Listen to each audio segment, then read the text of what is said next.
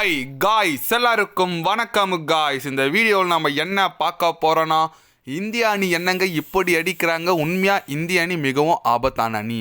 இந்திய அணி எதிரான பயிற்சி ஆட்டத்தில் எங்களோட தோல்விக்கு இதுதாங்க காரணம். கண்டிப்பாக எனக்கு வேர்ல்டு கப்பில் இந்திய அணி கூட விளையாடக்கூடாதுங்க அப்படின்னு சொல்லிட்டு நேற்று பயிற்சி ஆட்டத்தில் பார்த்தீங்கன்னா இந்திய அணி 240 ரன் அதிரடி அடித்தாங்க. அதை சேஸ் பண்ண முடியாமல் நம்ம சவுத் ஆஃப்ரிக்கா அணி தோற்றுருக்காங்க. தோல்வி குறித்து சவுத் ஆஃப்ரிக்கா அணி கேப்டன் மாக்ராம் பார்த்தீங்கன்னா, எனக்கு இந்தியா குரூப் ஸ்டேஜில் சரி செமிஃபைனல் ஃபைனலில் இந்தியா கூட நாங்கள் மோதவே கூடாதுப்பா வேர்ல்டு கப்லன்னு சொல்லிட்டு ஓப்பனாக பத்திரிக்கையாளர் சந்திப்பில் பேசியிருக்காரு. அவர் என்ன பேசினார் சொல்லிட்டு வீடியோ டீட்டெயில்டாக பார்க்கலாம். அதுக்கு முன்னே நீங்கள் நம்ம சேனலுக்கு புதுசாக வந்திருந்தீங்கன்னா ஒரு சப்ஸ்கிரைப் மட்டும் பண்ணிவிட்டு வாங்க, வீடியோக்குள்ளே போகலாம். ஆமாங்க, வேர்ல்டு கப் தொடங்க போதுங்க. அதுக்கு இன்னும் பார்த்தீங்கன்னா 2 நாள் தான் இருக்குது. அந்த போட்டிக்கு முன்னே பயிற்சி ஆட்டம் சவுத் ஆஃப்ரிக்கா எதிராக நம்ம இந்திய அணி விளையாண்டாங்க. என்ன அடிங்க அடிச்சாங்க. அந்த தோல்வி குறித்து மாக்ரம் என்ன சொன்னார் கேட்டிங்கன்னா, உண்மையாக இந்திய அணி மிகவும் ஆபத்தான அணிங்க. அதுவும் இந்தியாவில் விளையாடுறனா அவங்களோட குவாலிட்டி என்னன்னு தெரியுது. கண்டிப்பாக நல்ல ஆல்ரவுண்டர்ஸ், நல்ல ஸ்பின்னர்ஸ், நல்ல பேட்ஸ்மேன் கொண்ட அணியாக இந்திய அணி இருக்காங்க. உண்மையாக மிகவும் ஆபத்தான அணி இந்தியா தான். அது மட்டும் இல்லாமல் பயிற்சி ஆட்டம் நாங்கள் பயிற்சி ஆட்டம் மாதிரி தான் ஆனோம். ஆனால் எங்கள் தோல்வி என்னால் கண்டிப்பாக இந்த வேர்ல்டு கப் போகிறதுக்கு முன்னே இந்த பயிற்சி ஆட்டத்தில் தோற்றது எங்களுக்கு கொஞ்சம் ஏமாற்றத்தை கொடுக்குது.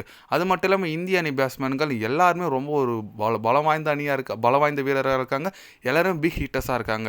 ஓப்பனிங்லேருந்து 9th 8th பேட்ஸ்மேன் வரைக்கும் இந்த மாதிரி விளையாடினா எப்படிங்க டீம் பந்து வீச்சாளர்கள் பால் போட முடியும். கண்டிப்பாக உலகில் மிகவும் ஆபத்தான அணி இந்தியா T20 பொறுத்த வரைக்கும். இந்த பயிற்சி ஆட்டம் எங்கள் தோல்வி ஏமாற்ற கொடுத்தாலும் நாங்கள் வேர்ல்டு கப் விளையாடுவோம். ஆனால் வேர்ல்டு கப்பில் எங்கள் கூட இந்திய அணி வரக்கூடாது. எங்கள் குரூப் ஸ்டேஜில் சரி நாங்கள் எதில் செமிஃபைனல் எதில் போனாலும் இந்திய அணி வரக்கூடாதுன்னு சொல்லிட்டு நாங்கள் கடவுள்கிட்ட வேண்டுவோம் அப்படின்னு சொல்லிட்டு நம்ம மாக்ரம் பார்த்தீங்கன்னா விளையாட்டாக கிண்டலாக பேசியிருக்காரு. அது உண்மையாக பேசினாரா இல்லை கிண்டலாக பேசினாரான்னு தெரியல. பட் பத்திரிகையாளர் சந்திப்பில் பேசியிருக்காருங்க. ஏன்னா அந்தளவுக்கு ஒரு செம்மையான பெர்ஃபார்மன்ஸுங்க இந்திய அணி கொடுத்துட்டு வந்துட்டு இருக்காங்க. நேற்று அபிஷேக் சர்மாவும் இஷான் கிஷனும் ஓப்பனிங் பண்ணியிருக்காங்க.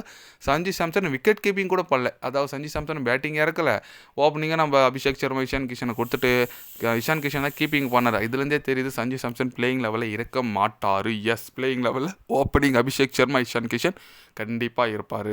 அதே போல் 1 டவுனில் திலக் வர்மா வருவார்னு சொல்லிட்டு சொல்லியிருக்காங்க. கண்டிப்பாக இந்திய அணி ஒரு பெரிய நாக் எதிர்பார்த்துட்டு போயிட்டுருக்குங்க. இன்னும் 2 நாள் தாங்க இருக்குது. 7ஆம் தேதி நம்ம 3 போட்டி அன்றைக்கி விளையாடுறோம். பாகிஸ்தானை விளையாடுறாங்க, வெஸ்ட் இண்டீஸு, அப்புறம் USA, நம்ம எல்லாம் விளையாடுறோம். ஒரு 3 மேட்ச் இருக்குது. கண்டிப்பாக இந்திய அணி ஒரு தரமான டீமாக இருக்காங்க. கண்டிப்பாக ஒரு செம்மையான சம்பவம் செய்கிறதுக்காக காத்துட்ருக்கான்னு சொல்லாங்க இந்திய அணி. ஏன்னா அந்தளவுக்கு ஒரு வலுவான அணியாக இந்திய அணி இருக்காங்கன்னு அதில் எப்படி சொல்லுது, T20 வேர்ல்டு கப் வரும்போது இந்த மாதிரி ஒரு பெர்ஃபார்மன்ஸ் எல்லாம் கொடுத்தா செம்மையாக இருக்கும். பார்க்கலாங்க. நீங்கள் சொல்லுங்கள், நம்ம சவுத் ஆஃப்ரிக்கா எதிராக இந்திய அணி வெற்றி பெற்றிருக்காங்க. அது மட்டும் இல்லாமல் பாகிஸ்தான் அணி பார்த்தீங்கன்னா இப்போது இந்தியாவில் வந்து விளையாட மாட்டேன்னு சொல்லியிருக்காங்க. அது குறித்து உங்களோட கருத்துக்கள், அதாவது இந்தியா கிட்டே விளையாட மாட்டேதா சொல்லியிருக்காரு. அது குறித்து உங்களோட கருத்துக்கள் என்னன்னு சொல்லிட்டு மறக்காமல் கமெண்ட்டில் கொஞ்சம் சொல்லுங்கள்.